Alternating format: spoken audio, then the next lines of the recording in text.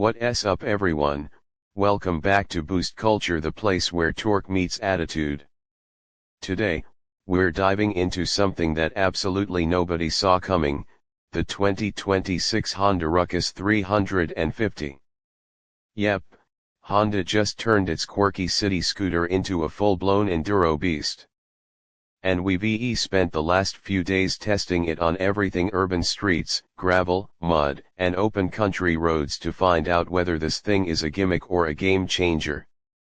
Right from the first glance, you can tell Honda didn't just upscale the Ruckus, they reinvented it. The front end looks rugged and industrial, almost like a cross between a Dakar bike and a military utility vehicle. Twin LED headlights sit inside a matte black cage, giving it that armored, utilitarian vibe. The fork setup is thick, inverted, and coated with a gold finish that screams durability. The blacked-out frame lines blend seamlessly with the rest of the bike, creating a stance that's aggressive but still undeniably Honda functional, clean, and ready to take a beating.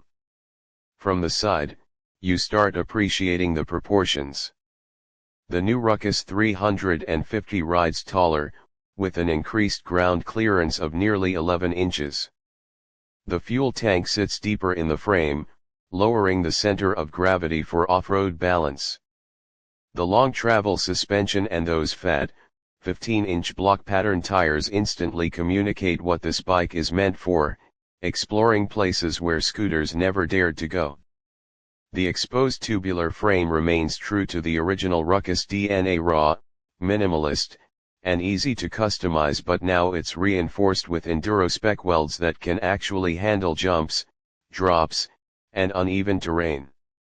Swing around to the back, and you'll notice how muscular it looks. The tail section is short and stubby, with a floating LED tail light bar and a steel grab handle that doubles as a rack mount. The underseat area hides a small but cleverly placed storage pod, waterproof, perfect for tools or a compact camera setup. The exhaust exits high and close to the body, built with a titanium-style finish that looks premium while staying practical for water crossings. Everything about this design says utility without sacrificing style.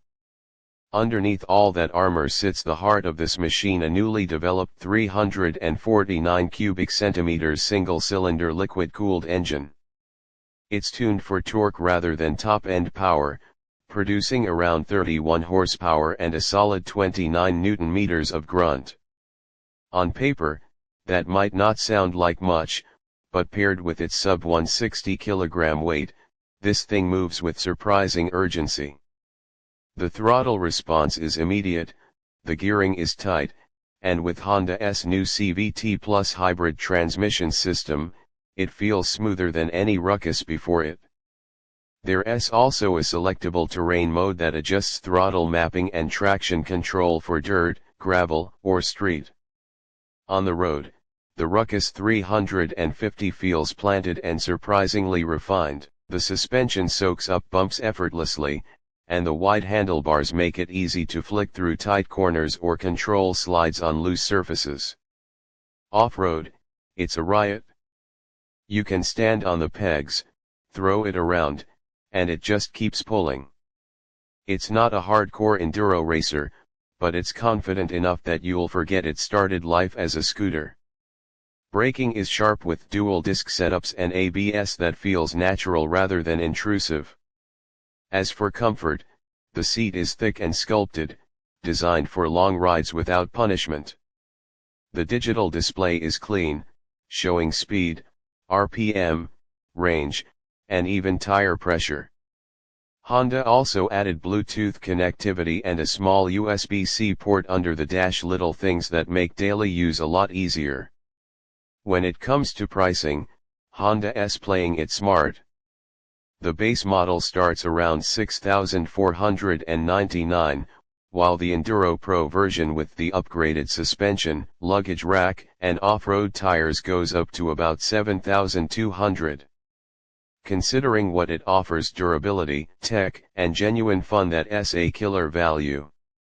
After spending hours on trails and highways, One thing's clear, the 2026 Honda Ruckus 350 isn't just a bigger scooter. It's a whole new genre.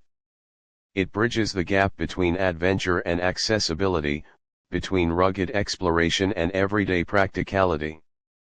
It's built for riders who want to break away from city limits but don't want the complexity or price tag of a full-size adventure bike. So, is it worth it? Absolutely.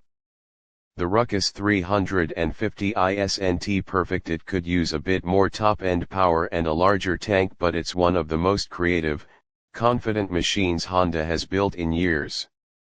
It's raw, it's different, and it's ridiculously fun.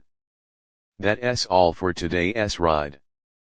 If you enjoyed this deep dive, drop a like, hit subscribe, and tell us in the comments, would you take the new Ruckus 350 off-road or keep it as a daily urban warrior? Until next time, this is Boost Culture. Keep your throttle open and your culture boosted.